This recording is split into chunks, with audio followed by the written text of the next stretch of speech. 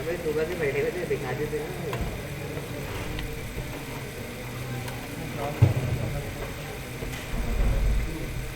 Software तो ले लो, उसमें पढ़ा हो।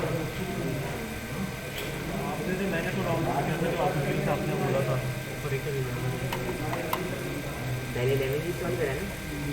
वही नहीं है ना, वो तो बता रहा था आपको फाइल है ना।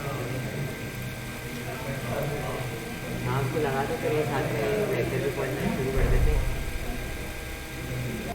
सबसे सिंपल वाला जो है आर्किटेक्चर, मल्टी यूज़र आर्किटेक्चर में है टेली प्रोसेसिंग आर्किटेक्चर। इसमें क्या है कि आपके पास एक मेन सर्वर होगा या मेन सेंट्रल प्रोसेसिंग यूनिट समझ लो आप इसको। एक आपके पास मशीन होगी और बाकी ये जितने भी हैं ये सिर्फ आपके पास स्क्रीन होंगे। ये डम मशीन इसको बोलते हो टेली प्रोसेसिंग के उसमें ना। ये परफॉर्म किधर हो रहा होगा सारी चीज़ें। ये बिल्कुल ऐसे ही है कि आप घर पे एक सीपीयू खरीद कर लाए हो और उसमें आपने मल्टीपल क्या उसमें लगा दिए मॉनिटर और कीबोर्ड लगा दिए। तो सीपीयू में जो है सारा प्रोसेसिंग हो रही होगी आपकी, सब कुछ चीज़ें यहीं पर हो रही होंगी। और यहाँ पर ये जो है सिर्फ इस पर रिजल्ट शो हो रहा होगा और उसके ऊपर व्यू आ रहा होगा जो भी है। ये सिर्फ डम मशीन है, यहाँ पे कोई फंक्शनलिटी या कोई प्रोसेसिंग या अपने एंड से कुछ नहीं परफॉर्म करेंगी। जो भी चीज़ परफॉर्म हो रही होगी वो सिंगल एंड यहाँ पे जो आपका एक सिंगल सीपीयू लगा हुआ होगा और इस सीपीयू के अंदर ही आपका डेटाबेस भी स्टोर हुआ होगा। यहीं पे सारी चीज़ें स्टोर हो रही हैं। One computer with a single CPU and a number of terminals. ये टर्मिनल्स है, मतलब इसको आप टर्मिनल बोल लो, जहाँ पे इन दी एंड रिजल्ट शो होगा आपका प्रोसेस होगा। All processing is perform with in the boundary of the same physical computer. वो कह रहा है यहाँ पे सारी जो है आपकी प्रोसेसिंग और रिजल्ट आपका कंप्यूट होगा, रिजल्ट आपका प्रोसेस होगा, फिर रिजल्ट शो इधर होगा आपके टर्मिनल्स पर जी। कौन सी है प्रोग्रामिंग है ना, वो अभी नेक्स्ट करने में है ना, इसके बाद होगी 2 बजे के बाद, 2 बजे के बाद जॉब या हाँ।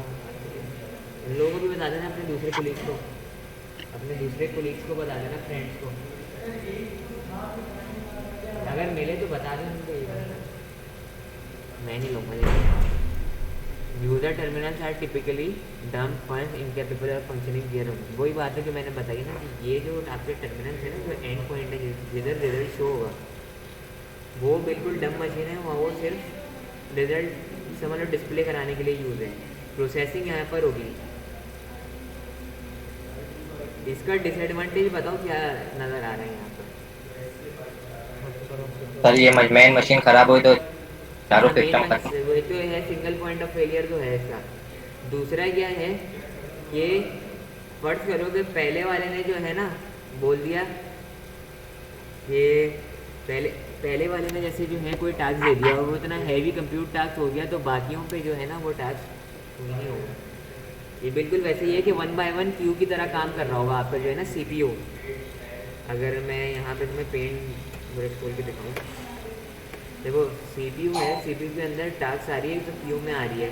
और आप लोगों ने वो पढ़ा होगा ना, क्या कहते हैं डेटा स्ट्रक्चर्स। क्यू में आती है तो एक ये फर्ज करो कि तुम्हारे पास क्यू है, सही है, लाइन में आ रही है। एक ये जॉब आई हुई है, एक ये जॉब, मेरे पास जॉब आई है, जॉब ए, फिर आई है मेरे पास जॉब बी, फिर आई है जॉब सी, फिर जॉब डी आई है, सही है। तो सबसे पहले ए प्रोसेस होगी आपकी ना जॉब। तो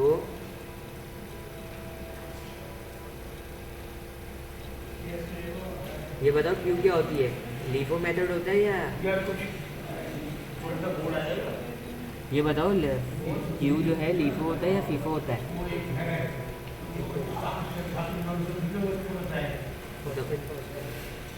तुम लोग बताओ, उमेरा और क्या कहते हैं, क्या नाम है इसका, एहतिशाम, चैट पे लिखकर बताओ कि फीफो होता है या लीफो होती है।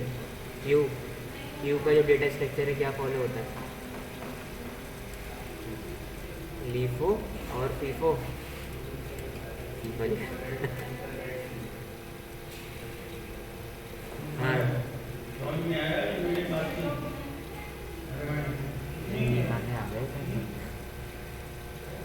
अच्छा, फीफो इसलिए होता है कि जो पहले आ रहा है वही पहले प्रोसेस होगा, फिर वो आउट हो जाएगा।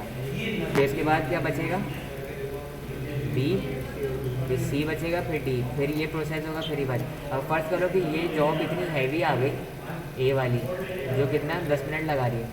अब वो 10 मिनट तक जो है सबसे पहले क्या करता रहेगा, 10 मिनट तक ये प्रोसेस करता रहेगा, रिजल्ट नहीं आएगा। ये सारे जो हैं उसके बिहाफ पे बैठे रहेंगे कि कब तक पहले ये पास करेगा, फिर उसका रिजल्ट आएगा। और ये डायरेक्ट कम्युनिकेशन कर रहा है।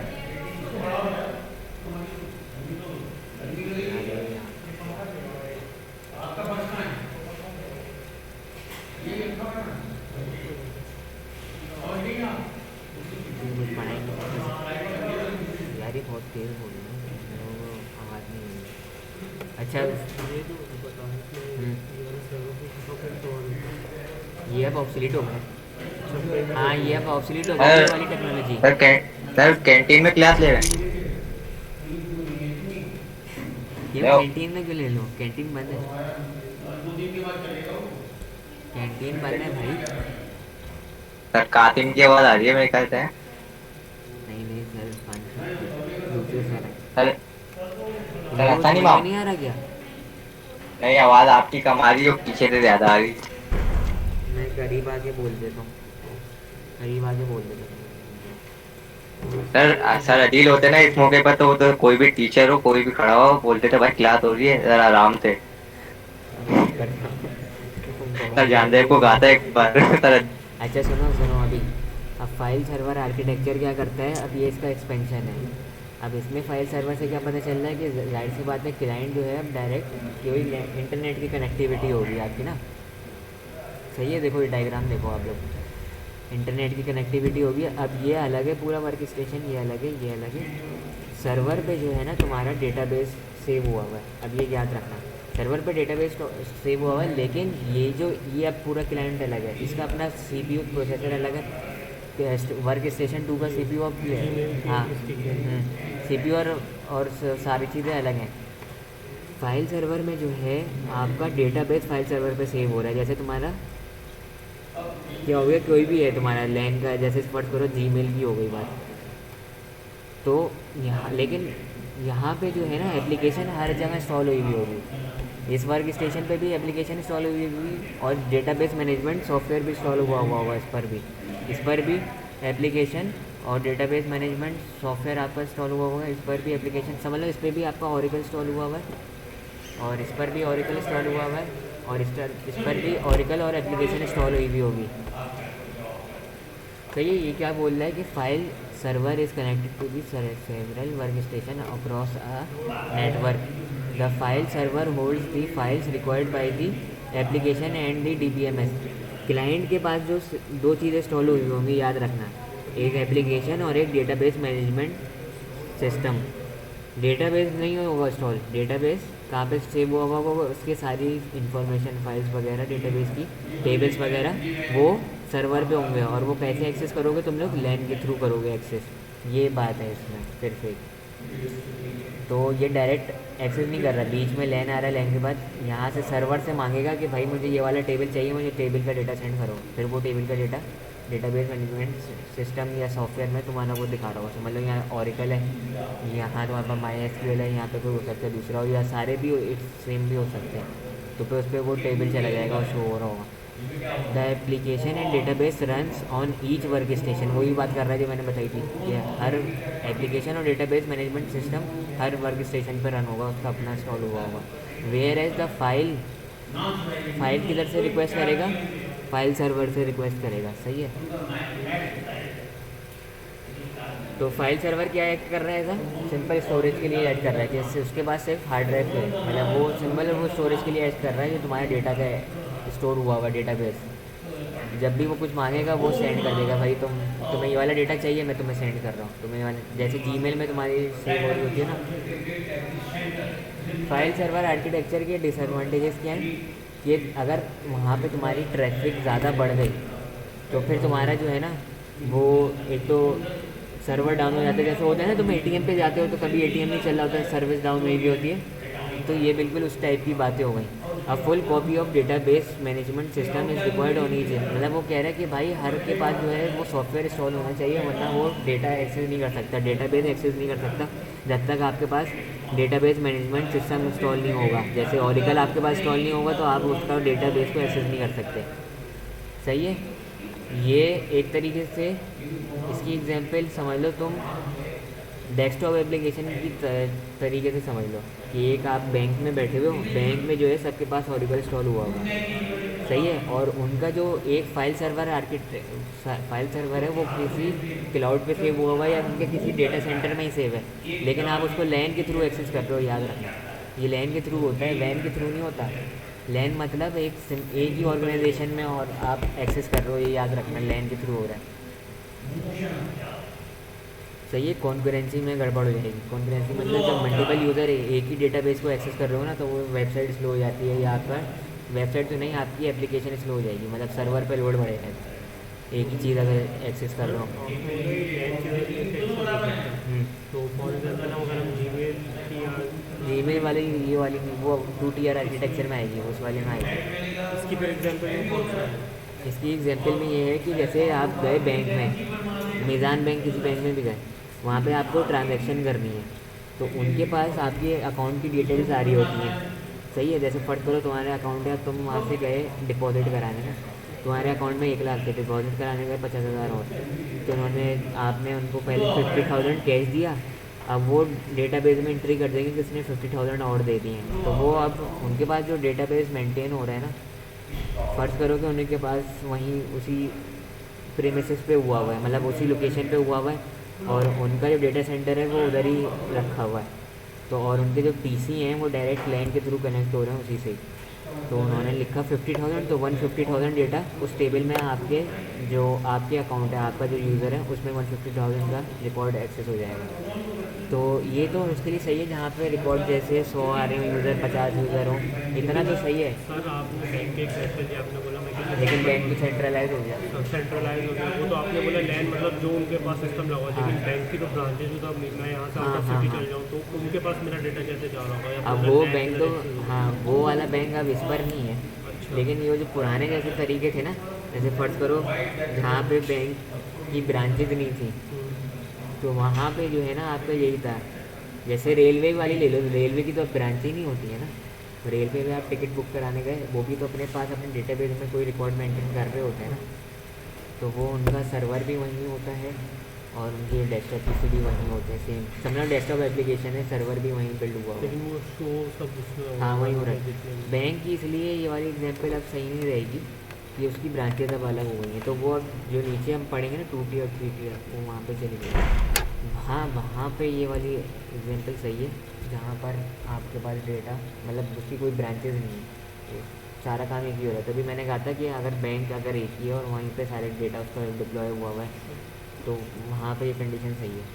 तुम इसको रेलवे वाली समझ लो, रेलवे या कहीं पे भी प्लेस, रेलवे स्टेशन ले लो, अगर आपको टिकट बुक कराना है, कहीं ट्रिप पर जा रहे हो, तो वो अपने पास आपका बिजनेस क्लास है, उसमें देंगे सारी चीज़ें।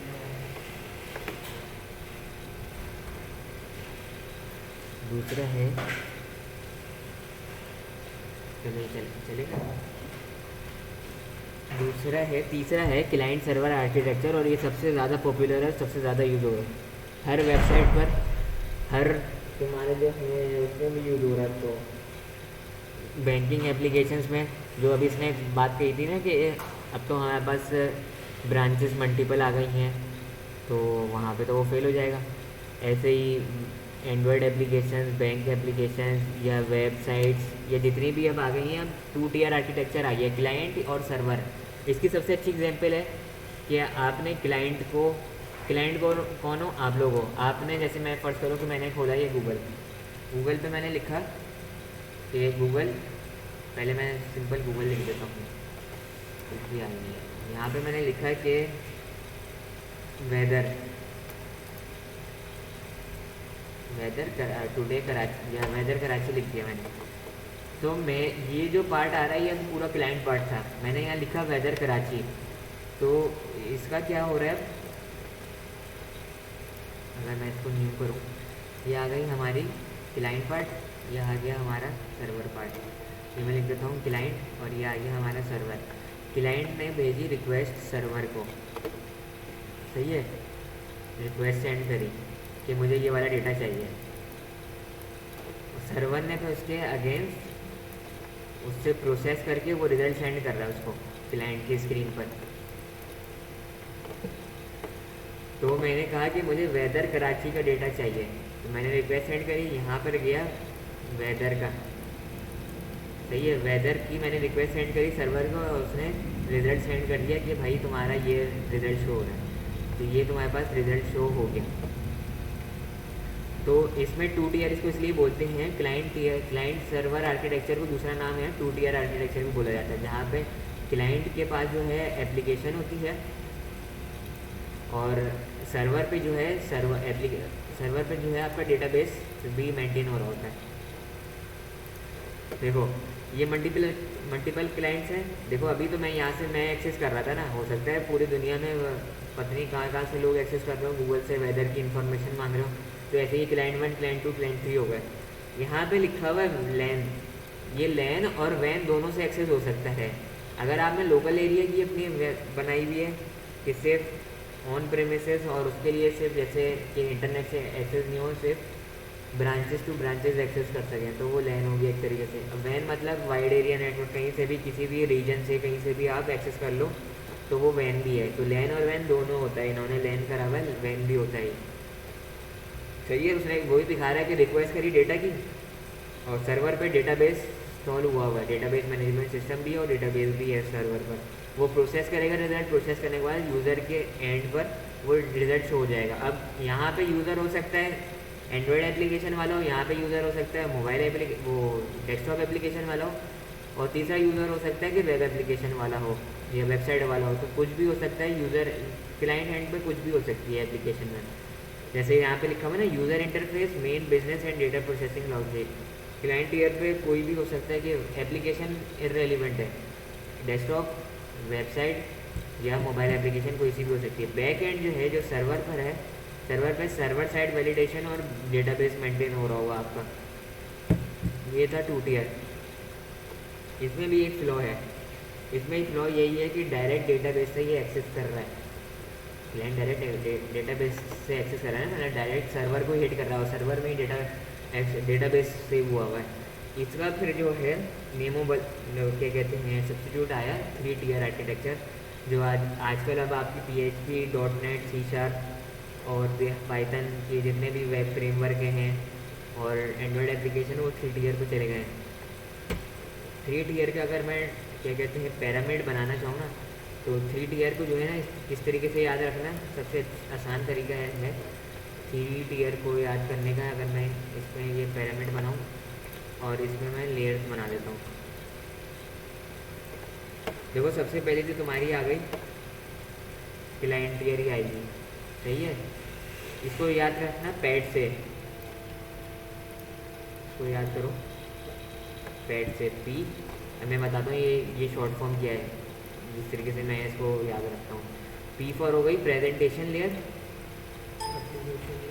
सही है।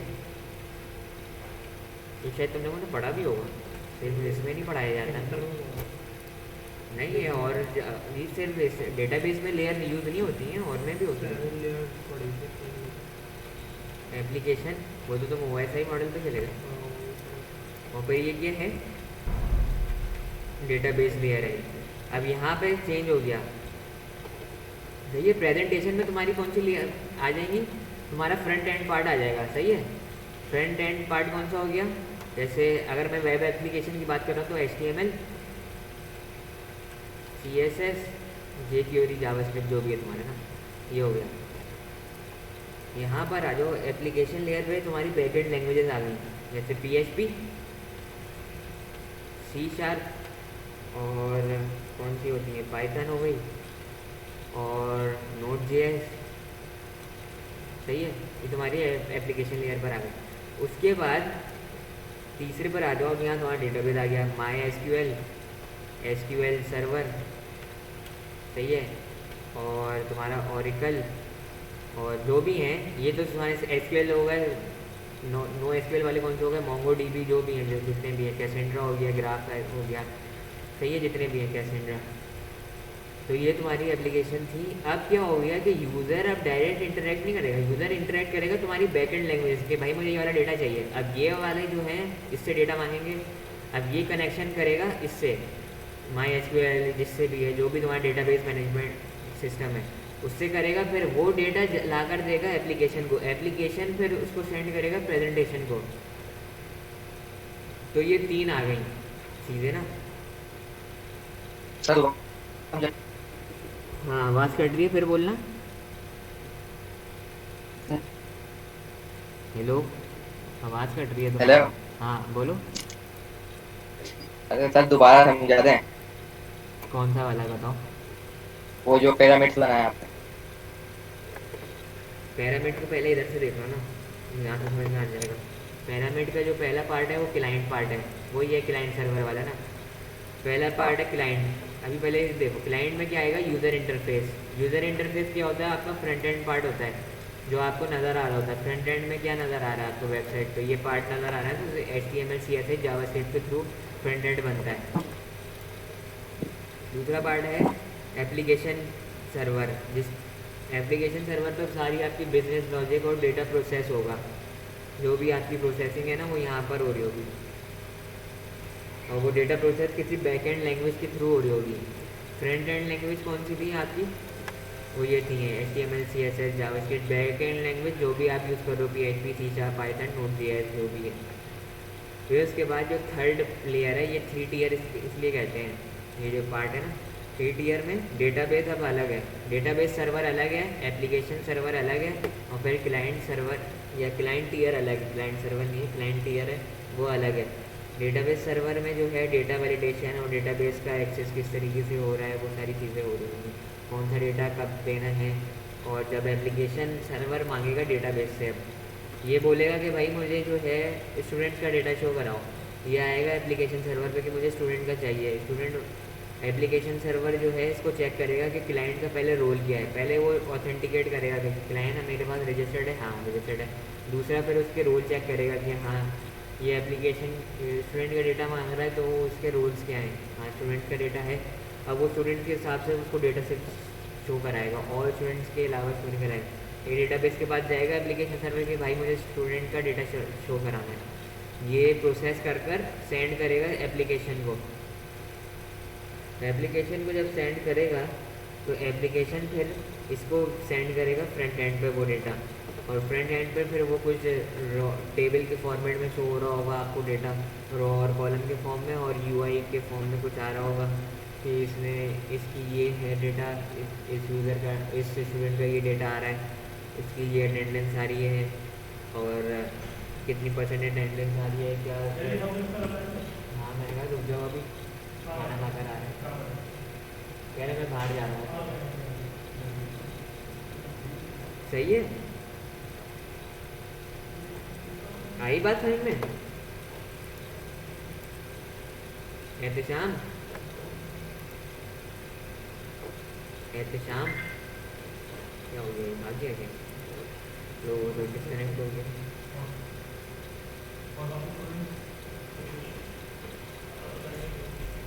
तो कह रहे लाइट गई।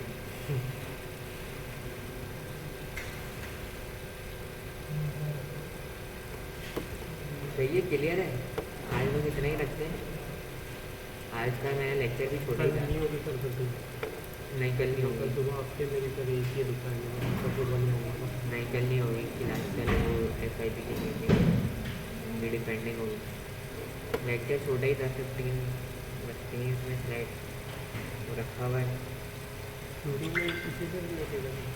हाँ थोड़ी बहुत दे देंगे थ्योरी, और लाइफ में क्या थ्योरी है पूरी प्रोग्रामिंग है, SQL है। सही है, अगर कुछ पूछना है तो पूछ लो, फिर मैं ये वीडियो तो स्टॉप कर दूँ।